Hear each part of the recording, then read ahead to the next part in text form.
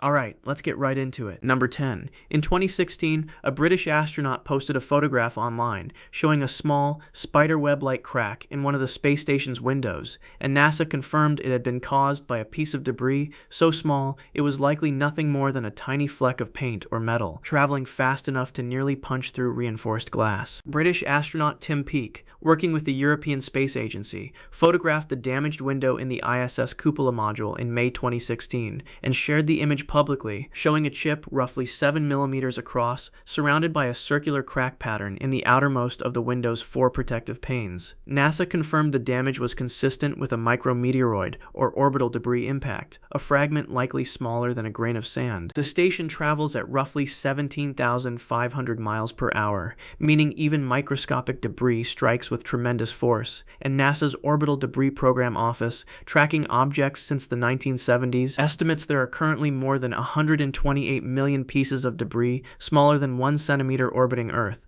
none of which can be reliably tracked or avoided. The cupola's window survived because it was engineered with multiple redundant panes, specifically for this scenario, but the incident confirmed something unsettling.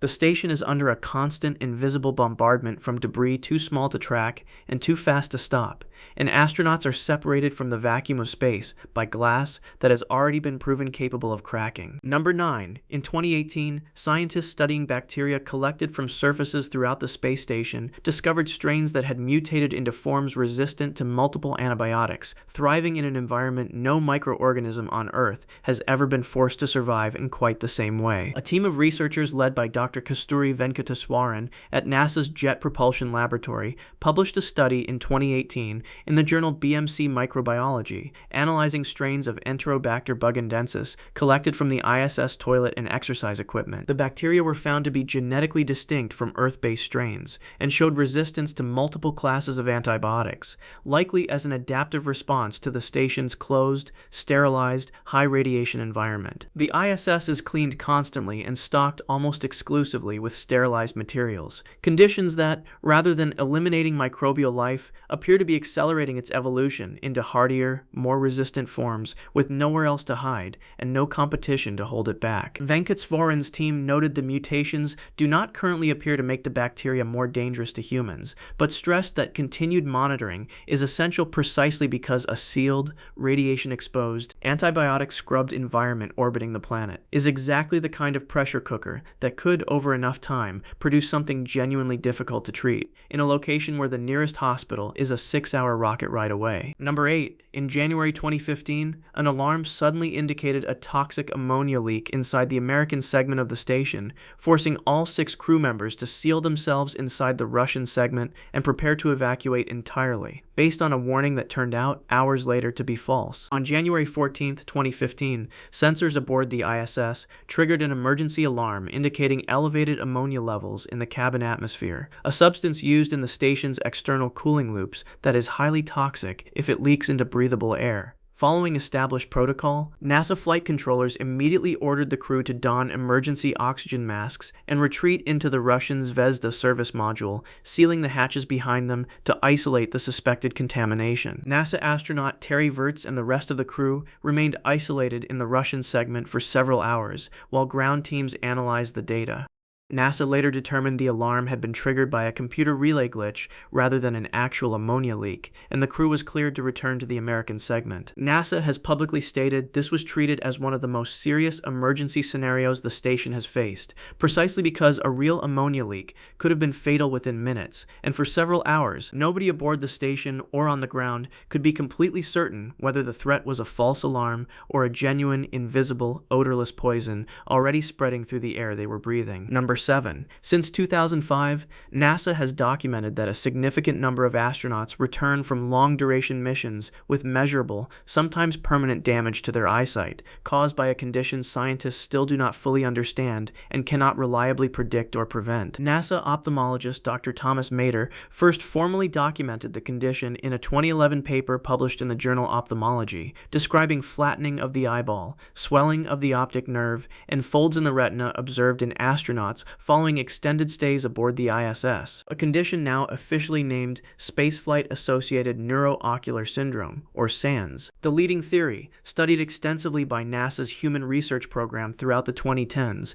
is that the absence of gravity causes bodily fluids to shift upward toward the head and remain there continuously, increasing pressure inside the skull and physically reshaping the eye and optic nerve over months of exposure. NASA data indicates the condition affects a substantial percentage of astronauts on missions longer than 6 months, and in some documented cases, the changes to vision have not fully reversed even years after returning to Earth. As space agencies plan missions to Mars, lasting far longer than any current ISS rotation, NASA has openly stated that SANS remains one of the most serious unsolved medical risks of long-duration spaceflight, a condition quietly reshaping the eyes of astronauts from the inside with no confirmed method yet developed to stop it. Number 6. Beginning in September 2019, flight controllers detected a slow, persistent air leak somewhere aboard the Russian segment of the station, and it took engineers on both sides of the planet more than a year of hunting through the module before they finally located the source, a tiny crack barely visible to the naked eye. Roscosmos and NASA jointly confirmed in 2019 that pressure sensors indicated the ISS was losing air at a rate faster than normal background leakage, prompting an extended search throughout the Russian Zvezda module. Cosmonauts, including Alexander Skvortsov, used a makeshift method involving free-floating tea leaves to visually track faint air currents inside the module, watching for subtle movement that might reveal exactly where the escaping air was pulling nearby particles toward the leak. By October 2020, NASA and Roscosmos confirmed the source had finally been located, a hairline crack roughly 2 millimeters long in a small transfer chamber section of the Zvezda module, temporarily patched using space-grade tape and sealant. Investigators have never fully confirmed whether the crack resulted from metal fatigue, a micrometeoroid strike, or manufacturing stress, and additional minor leaks in the same general area have continued to be monitored since. For over a year, 6 people were living and sleeping inside a sealed metal structure in the vacuum of space, aware that oxygen was slowly escaping from somewhere they could not immediately find. Number 5. The station's waste management systems have failed multiple times throughout its history, at one point forcing crew members to manually collect and store their own urine in bags because the processing equipment designed to recycle it into drinking water had completely stopped working. The ISS toilet, officially the waste and hygiene compartment, uses a complex fan-driven suction system to function in microgravity, alongside equipment that recycles urine into drinking water through the water recovery system. In 2008, shortly after a $19 million toilet upgrade was delivered by NASA specifically to support a larger permanent crew, the unit broke down entirely, forcing astronauts to use a backup Russian toilet and manually collect waste while engineers diagnosed the failure from the ground. In August 2020, the Russian segment's toilet failed again, and NASA astronaut Christina Koch later confirmed in public statements that the crew resorted to using diapers and collection bags as a temporary solution while repairs were carried out over several days. NASA has documented that a fully non-functional waste system represents one of the station's most immediate, unglamorous emergencies, because unlike a leak or a fire, it cannot simply be sealed off or vented, and if uncontained, waste material floating freely in a microgravity environment can contaminate air filtration systems, electronics, and breathing air throughout the entire station. Number 4. Throughout the 2010s, NASA-funded studies confirmed that carbon dioxide levels aboard the space station regularly climbed several times higher than what is considered safe on Earth, and astronauts began reporting recurring headaches and difficulty concentrating that ground teams eventually linked directly to the air they were breathing. Unlike Earth, where carbon dioxide disperses easily into a vast atmosphere, the sealed environment of the ISS requires active scrubbing systems simply to keep CO2 levels within a survivable range, and NASA toxicologist Dr. John James published research in 2011 noting that typical station CO2 concentrations hovered around 5,000 parts per million, more than 12 times higher than typical levels found in buildings on Earth. A 2015 study, published by researchers analyzing crew health data, found statistically significant links between elevated station CO2 levels and increased astronaut reports of headaches, described informally among crew members as feeling foggy or slow, a colloquial condition sometimes nicknamed the space stupids. NASA has since worked to lower the acceptable CO2 threshold for future missions based on this data.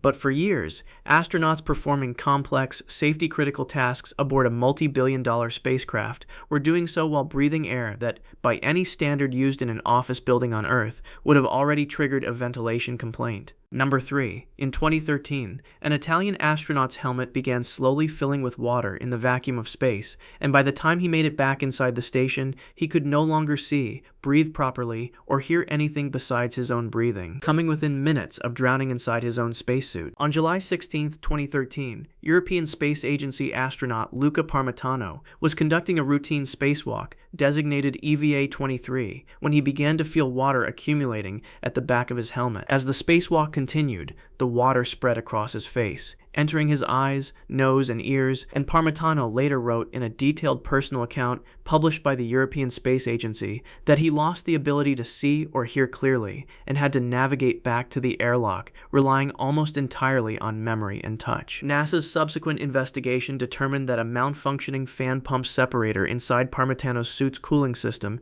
had allowed water to leak into his helmet at a rate far faster than the suit's design anticipated, roughly 1.5 liters of water in total. NASA formally classified the incident as a close call and suspended U.S. spacewalks for nearly a year while the water intrusion issue was redesigned. Parmitano survived because his crewmates managed to guide him back through the airlock in time, but for several minutes an astronaut was floating in space, drowning silently inside a sealed helmet, with no way to remove it and no way to call for help beyond his own radio. Number 2. In August 2018, ground controllers detected a slow air leak and traced it not to metal fatigue or space debris, but to a small, deliberately drilled hole inside a docked Russian spacecraft, sparking an international investigation and public accusations of sabotage that were never fully resolved. On August 30, 2018, sensors detected a minor drop in cabin pressure, and the 6-person crew located the source inside the orbital module of the docked Soyuz MS-09 spacecraft, a hole roughly 2 millimeters in diameter. Russian cosmonaut Sergei Prokopyev sealed the leak using epoxy resin and a specialized patch during a hastily arranged internal procedure, restoring normal cabin pressure within hours. The hole's edges showed clear signs of drilling rather than an impact, and Roscosmos Director General Dmitry Rogozin publicly stated in September 2018 that the agency had not ruled out deliberate sabotage, either during the spacecraft's manufacturing on the ground or in comments that generated significant tension between space agencies, potentially by someone aboard the station itself. In December 2018, 2 Russian cosmonauts conducted an extraordinary spacewalk, specifically to physically inspect the exterior of the same spacecraft module and retrieve material evidence for laboratory analysis back on Earth. As of 2026, Roscosmos has never publicly released a definitive conclusion identifying who or what caused the hole, leaving one of the most serious security incidents in the station's history formally unsolved. A literal hole drilled into the hull of a spacecraft attached to a facility housing human beings in the vacuum of space, with no confirmed explanation ever made public. Number 1. On July 29, 2021, a newly docked Russian module unexpectedly fired its own engines without authorization, physically flipping the entire 450-ton space station upside down while it was still attached, and for 47 minutes, NASA and Roscosmos completely lost the ability to control the orientation of the structure carrying 7 human beings in orbit. Roscosmos's Nauka module, which had just successfully docked with the ISS after years of delays, experienced what NASA officially described as an inadvertent firing of its thrusters, roughly 3 hours after docking, according to a joint statement released by NASA and Roscosmos in the days following the incident. The unplanned thrust caused the entire space station, including the American segment, to rotate a full 540 degrees before flight controllers on the ground managed to counteract it using thrusters on other modules and regain stable orientation. NASA officials confirmed the crew, including astronauts Shane Kimbrough and Megan McArthur, were never in what officials classified as any danger, but NASA also publicly acknowledged that flight controllers briefly lost attitude control of the entire station, an event serious enough that it delayed a planned Boeing Starliner test flight launch scheduled for that same week. Investigators Investigators later attributed the malfunction to a software glitch that mistakenly triggered the module's thrusters during a post-docking systems check. For 47 minutes, one of the most complex and expensive structures ever built by humanity, carrying a live crew 250 miles above the Earth, was spinning out of its intended orientation because of a computer error inside a module that had been attached for less than half a day, and neither space agency could immediately stop it. If you want to see more videos like this, click the video on screen now and make sure to subscribe.